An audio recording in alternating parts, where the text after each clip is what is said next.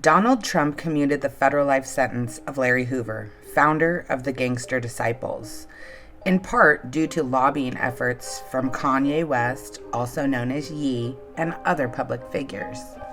Mr. Hoover isn't going to be going home anytime soon. He will be released from the federal supermax ADX Florence at some point, returned to a state prison in Illinois where he will serve the remainder of his sentence. This would reduce his custody level from supermax to maximum security. It would be one of the maximum security prisons in Illinois that he will be getting transferred to. There are 4 maximum security prisons in Illinois now that Statesville has closed: Illinois River Correctional Center, Lawrence Correctional Center, Menard Correctional Center, and Pontiac Correctional Center, according to the Illinois Department of Corrections. So it would most likely be one of these 4 prisons that he will be eventually transferred to continue serving the remainder of his 200-year sentence. Hoover, who is now 74 years old, is known as the founder of the Gangster Disciples, and he spent nearly 3 decades in solitary at the Supermax prison ADX Florence in Colorado. Widely considered one of the most secure prisons in the world and is sometimes referred to as the Alcatraz of the Rockies. Larry Hoover, also known as King Larry, was born on November 30th, 1950, in Jackson, Mississippi. His parents moved the family north to Chicago when Hoover was just 4 years old. Larry grew up on the south side of Chicago in the Englewood neighborhood. Englewood's commercial district, once thrived, experienced a decline in the late 1960s, coinciding with the assassination of Dr. Martin Luther King Jr. In 1964, when Larry was around 13, he joined a gang called the Supreme Gangsters, who were engaged in petty crimes such as theft and mugging. His criminal activity soon evolved to gun crimes and assaults as time went on. By the late 1960s, Hoover even ascended to a leadership role as the Supreme Gangsters grew.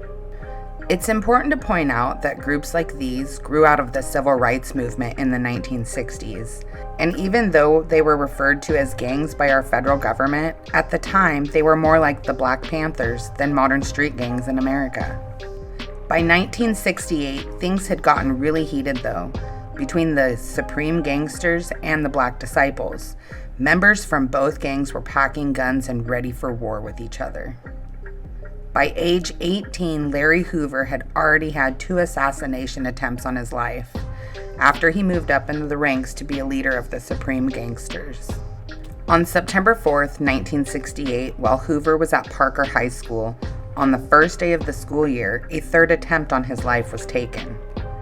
When 18-year-old James Highsmith and fellow disciple member Leonard Longstreet walked into the high school even though they weren't students. After the 2 walked in, Longstreet spotted Hoover in front of the principal's office. Longstreet walked past Hoover and smiled, then yelled, "Burn him," to Highsmith. This is when Highsmith pulled out a small pistol and unloaded his clip. Larry Hoover and 2 other people that just happened to be standing next to him were hit in this attack. Highsmith was convicted of the attack and only given 1 to 5 years in prison. That year, in 1968, bodies were dropping. This is one of the most violent time periods in Chicago's history. For years, Larry Hoover fought with the Black Disciples led by David Barksdale, while Larry was still in the Supreme Gangsters. But in June 1969, the 2 rival gangs made an alliance known as the Black Gangster Disciple Nation, which consisted of several different gangs under one. This created 2 kings, King David and King Larry. That same month, in June of '69, another truce made between Vice Lords, Black P-Stones, and Disciples. This peace treaty was known as LSD for Lords, Stones, and Disciples. LSD got together demanding equal rights, better opportunities, and the end of oppression and poverty in their neighborhoods.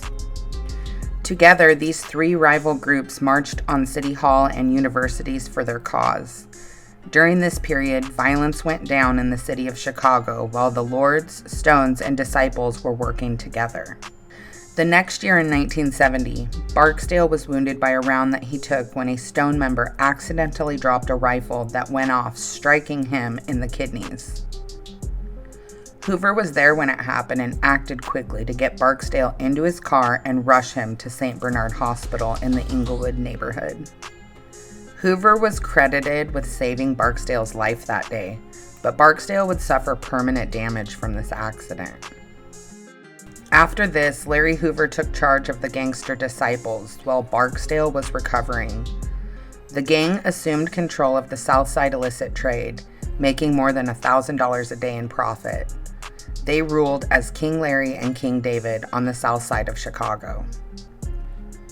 By his early 20s, Hoover had been in and out of prison several times and had endured at least 6 separate attempts on his life by this point. However, he was unable to escape the reach of law when he and another gangster disciple, Andrew Howard, were charged with taking the life of a dealer named William Young on February 26, 1973. Police said that Hoover ordered the execution of William Pookie Young, whom Hoover suspected of stealing from one of Hoover's stash houses. Another gang member put 6 rounds in William Young's head and dumped his body in an alley on February 26, 1973. Hoover and Howard were convicted and sentenced to 150 to 200 years in prison. Larry Hoover was sent to the maximum security Statesville Correctional Center in Crest Hill, Illinois. By the next year in 1974, Hoover's partner Barksdale lost his life to kidney failure at the age of just 27 years old.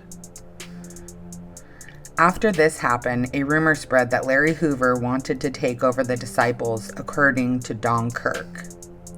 Some of the disciple groups separated themselves from the Black Gangster Disciple Nation, separated Black disciples and gangster disciples. This is when Larry Hoover gained complete control over the Gangster Disciples. On July 22, 1978, Larry Hoover organized a stop work at Pontiac Prison. This caused a violent uprising and erupted, involving more than 1,000 inmates, resulting in one of the most dangerous prison riots in the state of Illinois' history. Armed with shanks, prisoners attacked officers inside the cell house. After the dust settled and the prison regained control, 3 guards had already lost their lives. 3 others were injured and were sent to the hospital for treatment. At their height in the early 90s, prosecutors say that Gangster Disciples brought in about $100 million a year in sales of illicit substances under Hoover's leadership. This was also a time when Chicago was extremely dangerous. In early 1993, Hoover began discouraging violence among his followers. He also made education mandatory for his members of the Gangster Disciples and instructed his army to go to school, learn trades, and develop talents and skills so that we will become a stronger society. He even changed the GD, standing for Gangster Disciple, to Growth and Development. Hoover's move to reform began gaining positive attention from the outside. Growth and Development created a nonprofit organization that registered voters, a music label that helped needy children, and a series of peaceful protests to fight the closing of public programs. By 1995, Larry Hoover began forming large grassroots campaigns while still inside the state prison to stop the violence and start voting. He even organized thousands to march and protest at City Hall in Chicago. Some prison officials, however, saw Hoover's good intentions as a ploy to get out of prison and resume his illegal activities. While friends and allies on the outside lobbied to get Hoover paroled for his contributions to society, law enforcement agents insisted that he was finding new ways to expand his criminal ventures. Hoover at the time was transferred to another prison in Vienna, Illinois, where he was living a luxurious lifestyle that involved Coogee sweaters, expensive jewelry, and private visitations from friends and loved ones. If you don't know what a Coogee is an Australian fashion brand known for its expensive, colorful knitted sweaters. They retailed in the 90s for around $400 to $500. They were a status symbol on the streets and in the rap world. Artists such as Biggie Smalls and Twista can be seen in old photos wearing Coogi sweaters. Suspicious of his lavish lifestyle, authorities began wiretapping Hoover's private meetings and said that he was running the Gangster Disciple group from within the prison system. This was around the time Houston rap producer Jay Prince goes to meet Larry Hoover inside Vienna State Prison for a visit. Around that time, Hoover's clothing brand Ghetto Prisoner is dropped. Jay Prince is accompanied on the first visit by one of Hoover's chiefs. Jay Prince is known for founding the Houston-based record label Rap-A-Lot Records. He has produced almost every famous rapper from Houston, most notably the Ghetto Boys, Lil Keke, Scarface, and UGK. Jay Prince, also known as James Prince, grew up in the 5th Ward neighborhood in Houston, Texas. The 5th Ward's violence earned its nickname, the Bloody Nickel. Growing up in one of America's worst ghettos, James Prince was able to come out of this area and become one of the richest men in hip-hop. He is looked at as someone who came from nothing and became rich and powerful. James Prince is also invested back into his old neighborhood, establishing the Prince Boxing Complex and other businesses there. He also owns a private island, Prince Island, in Belize, which he flies to on his private helicopter. Jay Prince has been the center of rumors for years, but the feds, as hard as they've tried, have never been able to catch him doing anything illegal. He has a notorious reputation, but he is soft-spoken and charismatic in all of his interviews. He has become a legend to many people in the hood who have watched his rise to wealth and power. His ability to not only survive in this dangerous environment, but to thrive to a level of success that most can't imagine, has made him an icon in the rap world and on the streets. When Prince goes to visit Hoover, it seems like he begins to see Hoover as a victim of the federal government as well, harassing him and doing everything in their power to lock him up in the most restrictive conditions. Shortly after this visit, James Prince features Larry Hoover on the Ghetto Boys Resurrection album in a phone call on 2 different tracks. On these 2 tracks, Hoover talks about lifting up his people, encouraging them to put the guns down and vote. In trial, however, informants revealed that Hoover's nonprofit organizations were actually fronts for laundering illegal money.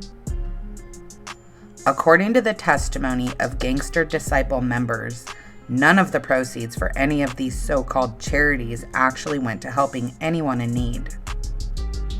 At that time in 1995, the Department of Justice estimated there were around 30,000 members in Chicago and thousands more members in at least 35 other states. In 1997, following a 5-year investigation, the feds claimed that he was still operating his criminal organization from behind bars. This is when he was convicted of federal charges that landed him an additional 40 counts, including conspiracy, extortion, and money laundering.